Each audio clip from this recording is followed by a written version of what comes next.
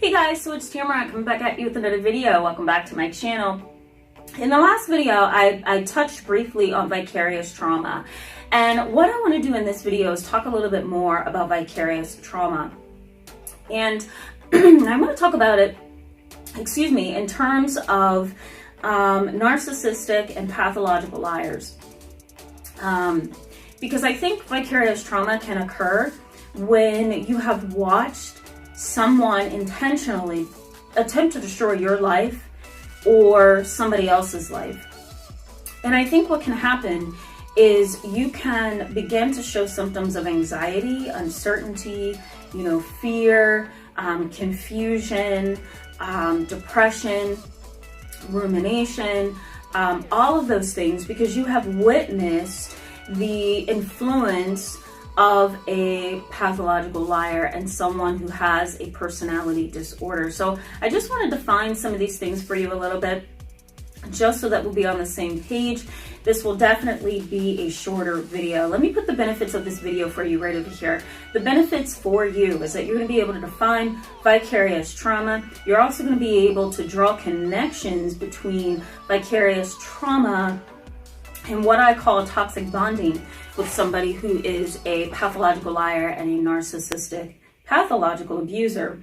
So let's go ahead and jump right in. First, I'm going to start with defining for you personality disorder. Now, a lot of people tend to mix personality disorder with mental illness. They think that it's the same thing. The reality is that it's not. A mental health condition or a mental health disorder is something that can be treated with medication and therapy.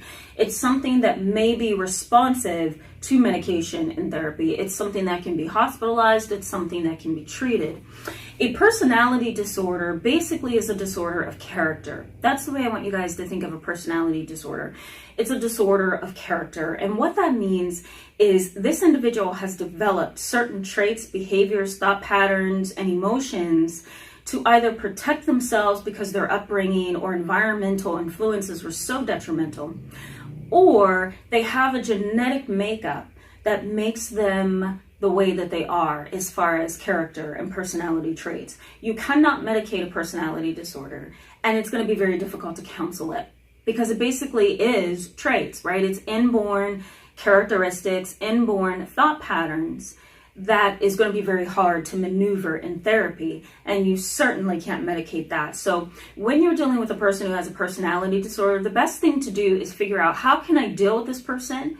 And how can I protect my life from them? How can I get away from them? And honestly, I'm going to tell you that when somebody has a personality disorder, the best thing for you to do is, number one, get out, and number two, run. I do not think someone with a personality disorder can be revived. I don't think that they can come back from being that way or being the way that they are. I think that their traits are so inborn most of the time that it's going to take a lot of hard work for them to change. If they do decide to go to therapy, it's going to be a long time before they actually make progress. Now, I don't want to give you guys false hope, which is why I'm saying this, but at the same time, I also don't want to depress you and make you think that there's no hope.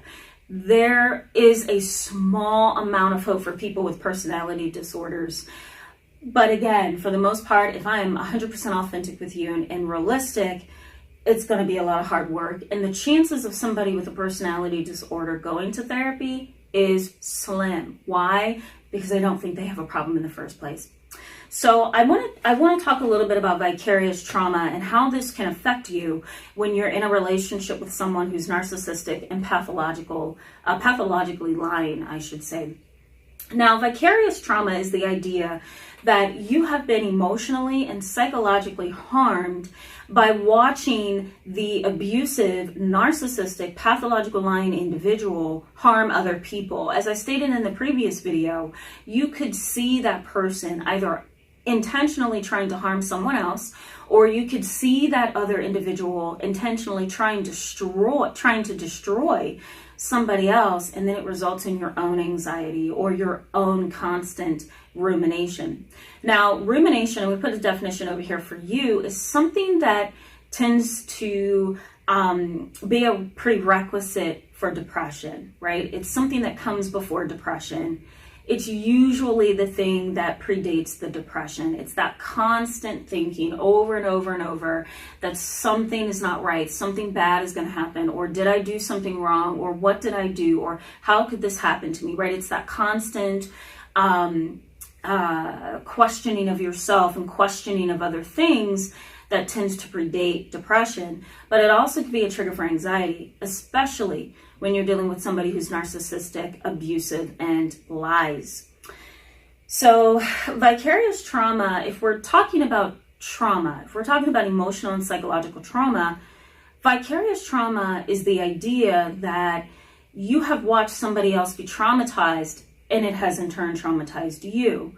I, being a trauma therapist over the past 11 years in my field, I have experienced vicarious trauma, which has led to burnout in the past.